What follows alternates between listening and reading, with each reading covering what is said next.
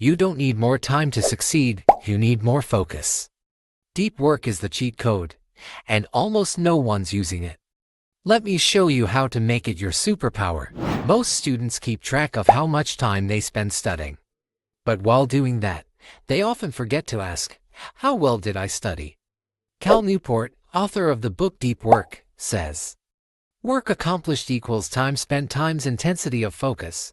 You can spend all the time you want, but your results depend on how focused you are during that time. There are two ways to approach any task: deep work and shallow work. Deep work means giving something your full, undivided attention, like a monk. No distractions, just total focus on a single task.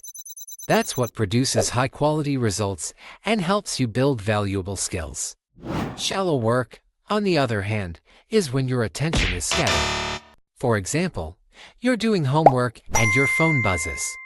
You check it, glance at notifications, scroll through social media. Now your focus is split, and the quality of your work takes a hit.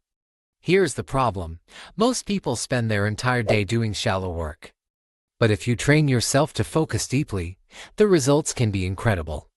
Deep work is rare, and those who master it earn big rewards. Example 1: Bill Gates.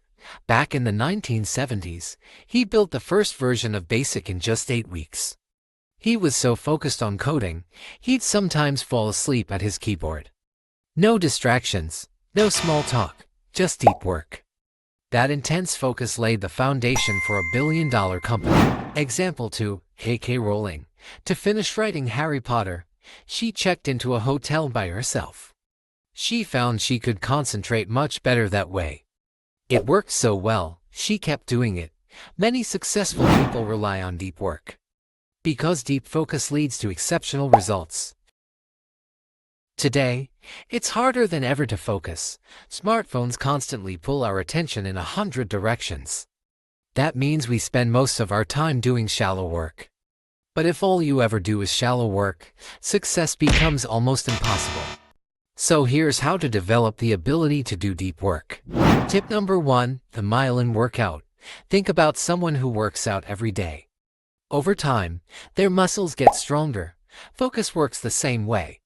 But if you're studying while checking your phone, scrolling online, looking at updates, your brain keeps getting distracted.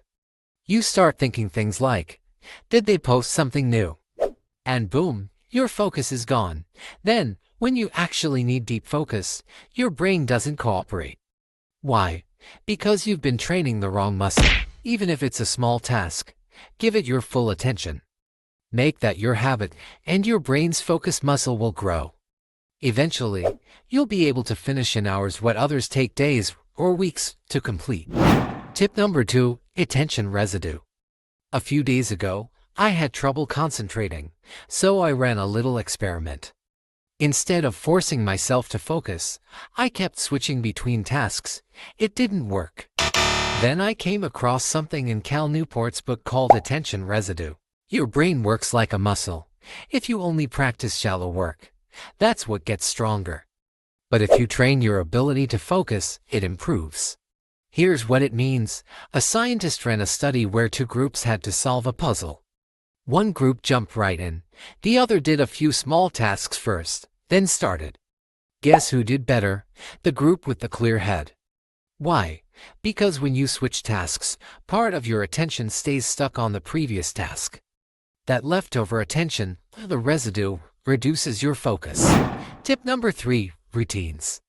When something becomes a habit, you do it faster and better. That's true for all successful people. Success doesn't come from one big moment. It's built from small, consistent actions over time. Focus works the same way. Here are 4 proven methods for building a deep work routine. 1. The monastic approach. Like monks, you eliminate all distractions and go all in. Example: UPSC toppers in India who isolate themselves just to study. It's intense, but extremely effective. 2. The bimodal approach. Psychologist Carl Jung had a retreat near his home. He'd go there to work deeply, then return only when finished. You can do the same. Create a space dedicated to distraction-free work. 3. The rhythmic approach. Set a fixed time each day for deep work, like in the morning, when willpower is strongest.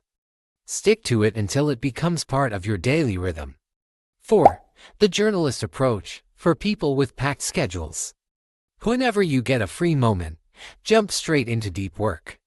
It takes discipline, but it works if you stay consistent. Pick the approach that fits your lifestyle and train your focus like a skill. Tip number 4. Shut down. Just like your body, your brain needs time to recover. Cal Newport stops working at 5:30 p.m. and doesn't work on weekends. Yet he still gets more done than most professors. Why? Because he gives his brain proper rest. Many people go home but keep thinking about work. That's not rest, that's mental burnout. Here's the key. Do deep work during work hours. After work, a disconnect. No emails, no work-related thinking. Let your brain recharge. Everything you just heard comes from Deep Work by Cal Newport. If you apply these principles, your focus and concentration will go through the roof. And you'll achieve more in less time than you ever thought possible.